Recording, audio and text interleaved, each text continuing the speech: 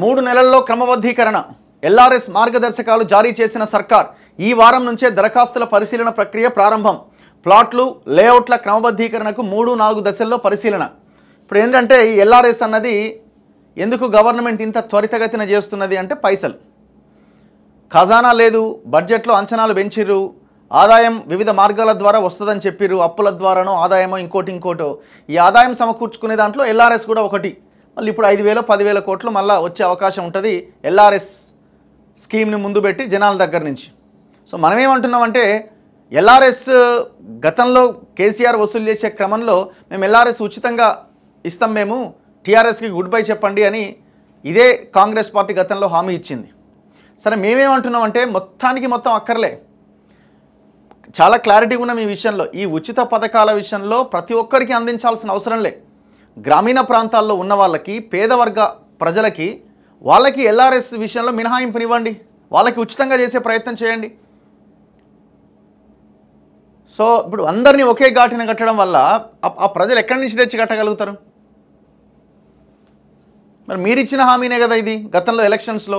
ఇప్పుడు మళ్ళీ డబ్బులు వసూలు చేసే కార్యక్రమాన్ని ముందలేసుకున్నారు. ఇప్పుడు ఇదే దూకుడు ధరణిని రద్దు చేసే విషయంలో, ఇదే దూకుడు పేద ప్రజలు కోల్పోయిన భూములు మళ్ళీ వాళ్ళకి ఇప్పించే విషయంలో ఈ దూకుడు ఉండదు. చూద్దాంలే తర్వాత సంగతి. ఈ దూకుడు ఎప్పుడు ఉంటుంది? గవర్నమెంట్కి ఏదైనా ఆదాయం వస్తుంది అనుకోండి, రివ్యూలు ఉంటాయి, మంత్రివర్గం భేటీ అవుతుంది, చకా నిర్ణయాలు జరిగిపోతూ ఉంటాయి. ఇది కామన్గా జరుగుతుంటుంది. ఇది రాష్ట్రంలో అక్రమ లేఅవుట్లు, ప్లాట్ల క్రమబద్ధీకరణకు ప్రభుత్వం చర్యలు చేపట్టింది. 3 నెలల్లో దరఖాస్తులు పరిశీలించి అర్హమైన వాటిని క్రమబద్ధీకరించాలని నిర్ణయించింది. ఆగస్టు మొదటి వారం నుంచే ఈ ప్రక్రియ ప్రారంభించాలని ఆదేశించింది. ఈ మేరకు మార్గదర్శకాలు జారీ చేస్తూ పురపాలక శాఖ ముఖ్య కార్యదర్శి ఎం దానకిషోర్ బుధవారం ఉత్తర్వులు జారీ చేశారు. ప్లాట్ల దరఖాస్తులను 3 దశల్లో, లేఅవుట్ల దరఖాస్తులను 4 దశల్లో పరిశీలించాలని నిబంధనల్లో పేర్కొన్నారు. అనంతరం వాటిలో అర్హమైన వాటిని నిర్ధారిత ఫీజులు వసూలు చేసి రెగ్యులరైజ్ చేస్తారు. దాదాపు 25 లక్షల దరఖాస్తులు ఉన్నాయట. స్థలాలు, లేఅవుట్ల క్రమబద్ధీకరణకు 2020 నుంచి సుమారుగా 25 లక్షల మంది దరఖాస్తు చేశారు. న్యాయస్థానాల్లో వ్యాజ్యాలు ఉండడంతో అవి పరిష్కారానికి నోచుకోలేదు. ఇల్లు నిర్మించుకోవాలి అనుకునే వారికి మాత్రం కోర్టు తీర్పునకు లోబడతామంటూ అఫిడవిట్ తీసుకొని అధికారులు అనుమతులు ఇస్తున్నారు. గత డిసెంబర్లో కాంగ్రెస్ పార్టీ అధికారం చేపట్టిన నాటి నుంచి ఎల్ఆర్ఎస్ దరఖాస్తుల పరిశీలన పైన తర్జన భర్జన జరుగుతోంది.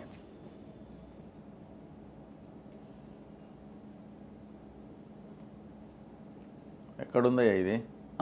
ప్రస్తుతం ఉత్తర్వుల జారీతో దరఖాస్తుల్లో హర్షం వ్యక్తం అవుతోందట. ఏం హర్షం? పైసలు కావాలి అక్కడ అప్లై చేయాలంటే. తొలుత సిజీజీ పరిశీలన, ఆయా దరఖాస్తులను సెంటర్ ఫర్ గుడ్ గవర్నెన్స్ ముందుగా పరిశీలిస్తుంది. వివిధ నిబంధనల ఆధారంగా కంప్యూటర్ ద్వారా వడపోస్తుంది. ఆయా ఆస్తులు నిషేధిత జాబితాలో ఉంటే గుర్తించి దరఖాస్తుదారులకు సమాచారం పంపుతుంది. దరఖాస్తుదారులు పూర్తిస్థాయి పత్రాలు ఇవ్వకుంటే దానిపైన కూడా సమాచారాన్ని ఇస్తుంది. సిజీజీ వడపోత అనంతరం మిగిలిన దరఖాస్తులను రెవెన్యూ, నీటిపారుదల, టౌన్ ప్లానింగ్, పంచాయతీ అధికారుల బృందం క్షేత్రస్థాయిలో పరిశీలిస్తుంది.